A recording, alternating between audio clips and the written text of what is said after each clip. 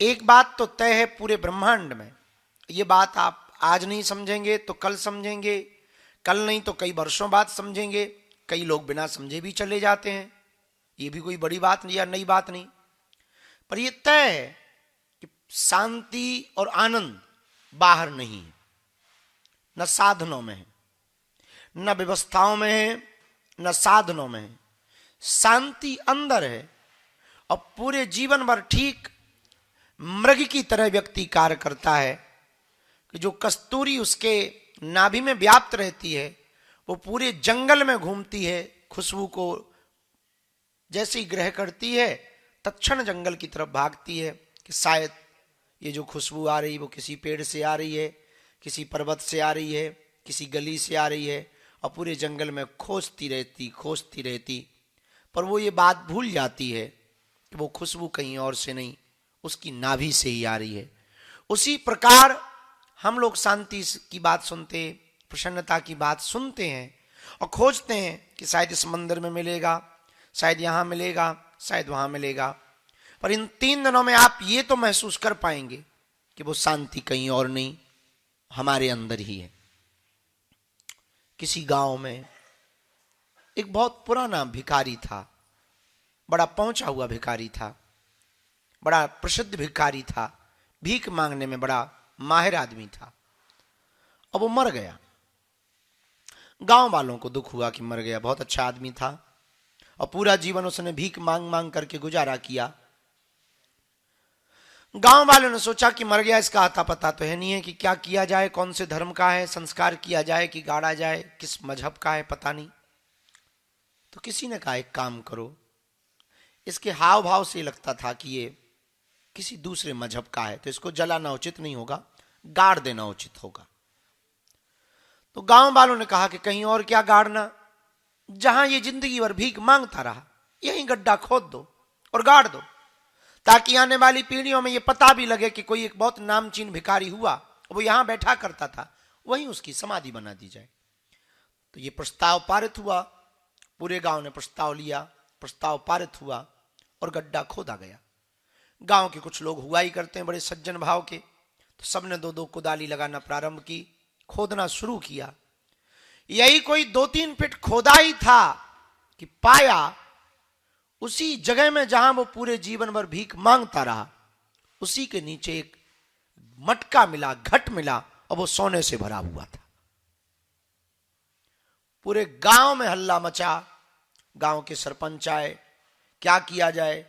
पुराना जमाना तो कहा राजकोष में जमा किया जाए, पर पूरे गांव में यह चर्चा कई सदियों तक चलती रही, कहीं भाग हम लोगों का उसी के जैसा तो नहीं है कि पूरी जिंदगी वो उसी जमीन पर बैठकर भीख मांगता रहा, पर असली सोना, असली संपत्ति उसी के नीचे थी। वही हम लोगों का हाल है कि हम लोग पूरे जीवन भर, पूरे जीवन काल में शांति के लिए यत्र तत्र खोजते रहते हैं। और बहुत से साधक जो पिछले ऊर्जा संचय हुए, उन्होंने ये पाया, ये समझा, थोड़ा मोड़ा भी समझा जितना समझा, पर ये समझा कि जिस शांति की बात हम लोग करते हैं, जिस उत्साह की बात हम लोग करते हैं, जिस प्रसन्नता की बात हम लोग करते हैं, वो कहीं बाहर नहीं है, हमारे अंदर ही है, बस उसको जानने की आवश्यकता है। तो ये प्रयोग दिखने में बहुत छोटे छोटे होंगे, आपके मन में ये भी आ सकता है कि बहुत छोटे छोटे प्रयोग है, पर ये छोटे छोटे प्रयोग इतने प्रभावी हैं कि आपके दिमाग के बंधन को तो खोलेंगे ही खोलेंगे, आपको वो महसूस भी कराएंगे जो आप शायद दुनिया में, इस समय में, जीवन में कहीं नहीं कर सकते हैं।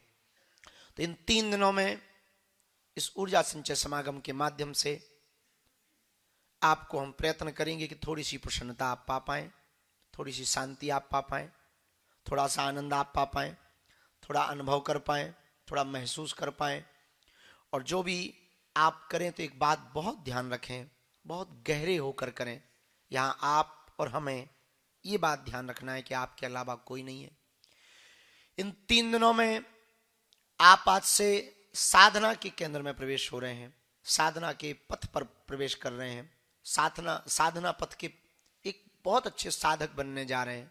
तो इन 3 दिनों में कोलाहल बहुत होगा, रुकने वाली जगह पर भी होगा, और यहाँ सुबह सुबह तो बहुत शांति है। तो पूरे 3 दिनों में जितना कम बोल सकें उतना अच्छा होगा। जितना कम बोल सकें, जितना काम चले उतना बेहतर है। इन 3 दिनों में आपको ये कोशिश करनी है कि बहुत कम बोलें। कोई बात ऐसी है तो इशारों से कर दिया जाए, और जितना एकांत में बैठ सको उतना अच्छा होगा। सेल फोन मोबाइल जितना कम चलाओ। हमारे हिसाब से तो इन 3 दिनों में आपको यह नियम लेना चाहिए, 1 घंटा कोई जरूरी कार्य या परिवार के लिए आपको सेल फोन मोबाइल का उपयोग करना चाहिए, 1 घंटा। बाकी ज्यादातर केवल ध्यान, सजगता में ध्यान। सजगता मतलब ध्यान मतलब ये 3 घंटे सुबह के सेशन के तो आप कर ही पा रहे हैं। इसके बाद जब आप जाएं तो बहुत शांति से बैठें, नेत्र बंद करें। बहुत शोर शराबा भी हो तब भी बिल्कुल परेशान ना हो, उस आवाज को भी अपनी ध्यान का माध्यम बना लें। जो शोर हो रहा उसको ही सुने, उसको भी ध्यान से सुनना एक ध्यान है।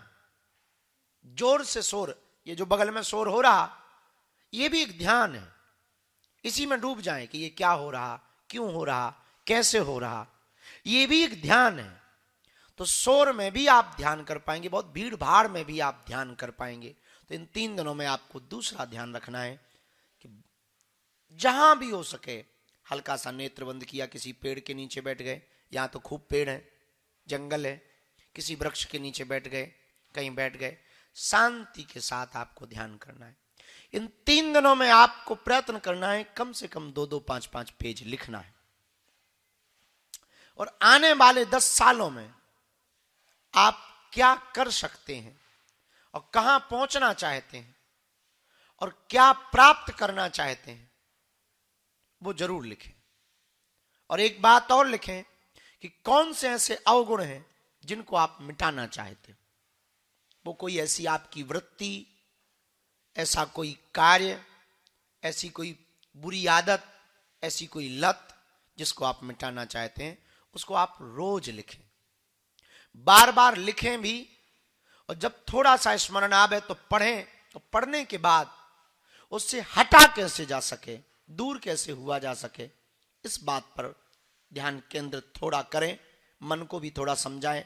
हो सकता 3 दिन में विचारों में ऐसी कोई वृत्ति हो जाए, प्रवृत्ति प्रवेश हो जाए, ऐसा कोई संकल्प प्रवेश कर जाए कि उस लत से आप, उस बुरी आदत से आप, भगवान ने चाहा तो इन 3 दिनों में ही आप बहुत दूर होने लगे और आपको उससे घृणा होने लगे।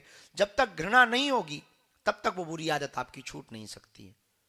तो इन 3 दिनों में आने वाले भविष्य के लिए तो आपको लिखना ही है,